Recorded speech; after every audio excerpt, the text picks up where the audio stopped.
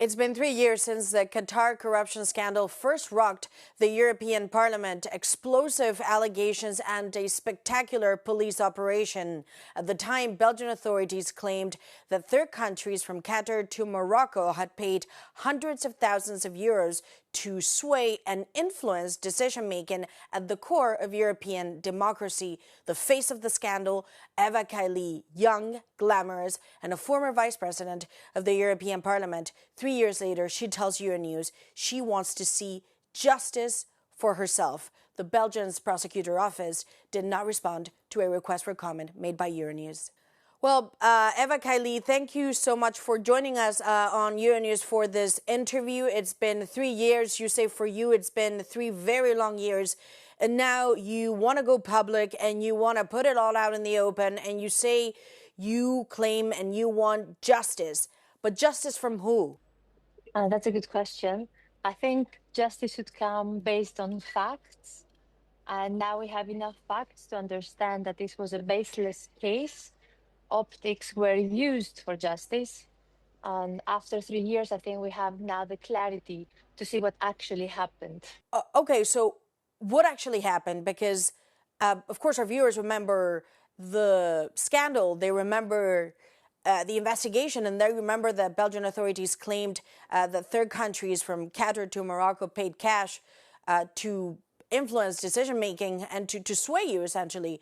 So, again, what actually happened? And when you say you want to see justice, is this justice from the Belgian authorities that you're seeking? So let's establish the facts. There were evidence from an investigation of the secret services of Belgium. And on the wiretaps, we can see that there were private funds, not public, private funds for the president of an NGO, Panzeri, that he used his assistants. He asked them to help him receive it until he declared it. This is corroborated by wiretaps, by notes, and by testimonies until coercion methods happened and things started to change. And of course, that refers to the moment that, well, you went very public because there was a picture that was printed. It went viral. It went global. There was a piece of luggage. The Belgian Federal Police said that that was evidence of cash that was stored in your property, and this luggage was full of cash. So we've seen the picture. 3 years later, you say that this is now set up. So tell us then what was really in that luggage. Well, we have the evidence and the wiretaps. So it's about facts, not perception, not optics. These were private funds that we hear on the wiretaps that he wanted to receive it for his work. The photos were staged as illegal funds to create presumption of guilt. And now we have more evidence that the prosecutor of Belgium pre-orchestrated not just the leaks, but the story. So the target was chosen, the script was pre-written, and the optics replaced the evidence. Look, that's a very important point, and I want to focus on the idea of the leaks. Because leaks they happen. They are somewhat normal for things to leak in an investigation to the press. What is different, however, is to leak information to incriminate a person without the full evidence. So my question is, were you framed?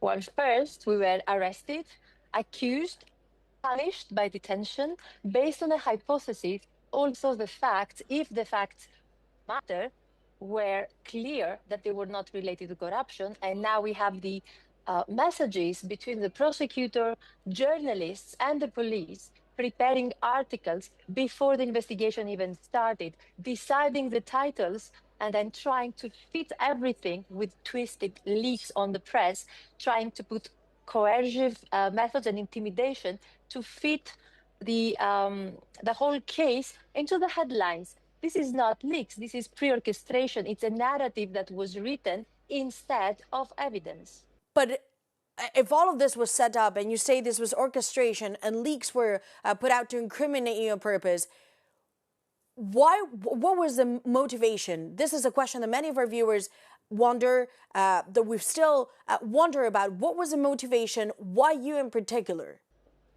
Well, this is a very good question to ask, and this would require a trial to get the truth out. What I can tell you is that there was a public trial, there was a popularity contest, intimidation. They used my daughter and other families to change testimonies and make accusations. Why the law is not there. So the violation of the secrecy and the violation of presumption of innocence is not to protect the guilty, is to protect the innocent from public courts and for manipulation by media. So facts matter, and the justice was reversed in this case. I can just tell you that today we have a Belgian gate where the judge resigned, the prosecutor resigned, the investigator admitted that they were based the case on lies. So it was lies of coercion, and the anti-corruption director is now criminally charged. Again, these are serious allegations, especially those aimed at the Belgian authorities. You say this is a Belgian gate. What does that mean? What does that mean specifically? Well, that means that it's not safe for diplomacy or democracy when based on a hypothesis against the evidence. People's lives are destroyed, families are used, even babies. And then we have everybody resigning. We have the fact, it's not my opinion. What I'm telling you, it's based on facts. So I think when you stage photos, when you write the script before the case opens, everybody can understand that being a politician in the European Union, it seems that you can be targeted by doing your work, because I was having an official mandate documented by the president of the parliament and by Borrell, the high representative of the Commission, to build bridges with the Gulf countries. Okay, but I want to go back to the idea of the Belgian gate, because what you say and what you allude is that ultimately this is a country where authorities frame people, where they plant evidence, where they use methods that are not that are borderline on the legality. Would you say that Belgium is in a way operating like a police state? Is that what you're saying? Well, we saw what happened with Mogherini. He was accused and arrested before there were evidence. And now we have a judge, Anzio, who opened a criminal case against the anti-corruption director and is trying to establish like what actually really happened against the methods of the Belgians. This happened in Belgium. Italy also dismissed the case for corruption and opened a criminal investigation against the witness protected by Belgium for lying. So I can just talk with facts and everybody can make like their own conclusions. I don't need to say what it was, but I can tell you what are the facts.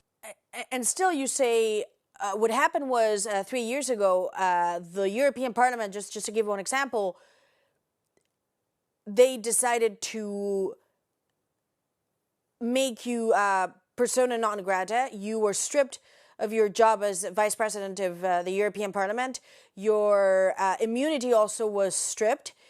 And at the time, the head of the European Parliament said that she was going to clean up the institution, and you became the sort of persona non grata in the institution. Have you had any contact with the head of the European Parliament since? And what do you make of that reaction?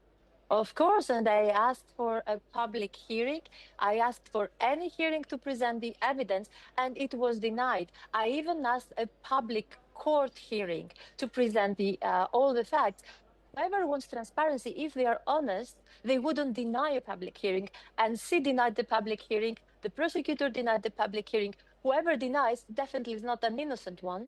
3 years later, do you feel betrayed by the president of the parliament, by Roberta Metsola, and your own colleagues in the parliament? Well, I think personally, I'm expecting justice to be given through presenting all the elements at court and to have a fair process. The process was totally illegal, so now I'm waiting to understand why they use such methods. But it's not personal for me, the apology. It's to the citizens for losing trust to the system because it was presented as corruption. And we see that in the end, it was private funds for actually an NGO that was doing a good mission helping people in Afghanistan, in Sudan. So we saw how you can reverse justice for political ambition, for geopolitical games, and people become victims of this process. Obviously, we saw a spectacular rate when it comes to Federica Mogherini. She's a former High Representative for the European Union. Were you surprised in any way to see another round of arrests like this? Again, punished without evidence, optics replace justice, and public courts decide about somebody if he's innocent or not before facts, only with the titles. So innocence is destroyed in like a popularity contest, because then the parliament and everybody, they try to side with whatever is convenient. So it's easy to attack the South, it's easy to attack South countries, Arab countries, and create a narrative and a presumption that is the opposite of what the facts have been saying. So to me, it's very worrying for democracy. And the reason I'm speaking out, even though it causes trouble to me and my family, and even to my case, is because this should not happen to anyone, and politicians should not be afraid to work in the European institutions. They should not feel that the system can target and attack anyone. So I do hope that this would be like a lesson. And what happened to Mogherini recently, or Moretti today, selective political prosecution, this would stop happening after this case is over. Well, thank you very much for joining us, Eva Kaili. And in the end, it will be the facts and the evidence that will speak.